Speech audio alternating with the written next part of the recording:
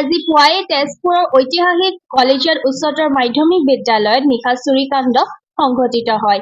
এই চুৰিকাণ্ডত তেজপুৰ কলেজিয়েট উচ্চতৰ মাধ্যমিক বিদ্যালয় চিচিটিভি মনিটৰ এটা, টেবলেট 3টা, অন্যান্য ইলেক্ট্ৰনিক তাৰসমূহ কাটি সম্পূৰ্ণ নষ্ট কৰি থৈ যায়।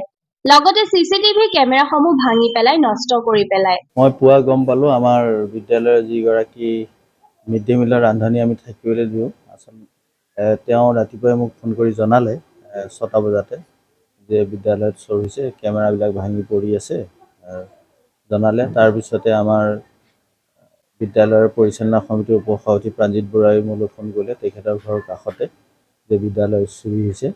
আৰু মই লগে লগে আহিলোঁ, আহি দেখিলোঁ যে মোৰ প্ৰধান শিক্ষকৰ যিটো ৰুম সেই কোঠাটোৰ দৰ্জা ভাঙি পেলাই চোৰ সোমাইছে। তাৰপিছত দেখিলোঁ গোটেই কেমেৰাবিলাক চিচি কেমেৰাবিলাক ভাঙি আহিছে একফালৰ পৰা, তাৰবিলাক কাটি লৈছে, কাটি লৈ পেলাই সোমাইছে চোৰ।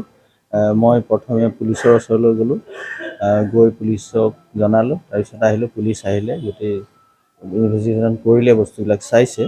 এতিয়া আমি আকৌ এখন এজাহাৰ দাখিল কৰিম। আমাৰ বস্তু নিছে, আমাৰ এই মনিটৰ চিচিটিভিৰ বস্তু অলপ লৈ গৈছে, মনিটৰৰ সৈতে গোটেই উঠাই লৈ গৈছে ছেটবিলাক। আৰু আমাৰ সৰ্বশিক্ষাই যোগান ধৰা আমাৰ টেবলেট 3টা লৈ গৈছে। এটা আছে মানে সেইটো কমন ৰুমত আছিলে, আৰু বাকী 3টা মোৰ ৰুমত আছিলে, প্ৰধান শিক্ষকৰ কোঠাত আছিলে, চাৰ্জ দিয়া আছিলে। গতিকে সেইকেইটা লৈ গৈছে, সেইকেইটা হয়, সেইখিনি লৈ গৈছে। আৰু গোটেই তাৰবিলাক কাটিছে, কেমেৰাবিলাক ভাঙিছে, বাহিৰৰ নষ্ট কৰিছে। এই নতুনকৈ লগাইছিলোঁ গ্ৰেড 3, 4, আমাৰ আগৰ পৰাই চিচি আছিলে, কিন্তু তাৰবিলাক পুৰণা হোৱাৰ কাৰণে মানে নতুনকৈ আকৌ লগাইছিলোঁ গ্ৰেড 3, গ্ৰেড 4ৰ কাৰণে, সেইবিলাকো লৈ গৈছে, মানে কাটিছে তাৰবিলাক। আৰু কেমেৰাবিলাক ভাঙিছে, আপোনালোকে দেখিছে বাহিৰত পৰি আছে গোটেই ছেটবিলাক মানে নষ্ট কৰি পেলাইছে। পুলিচক জনাল, পুলিচ আহিলেই লগে লগে পুলিচে ইনভেষ্টিগেশ্যন কৰি গৈছে।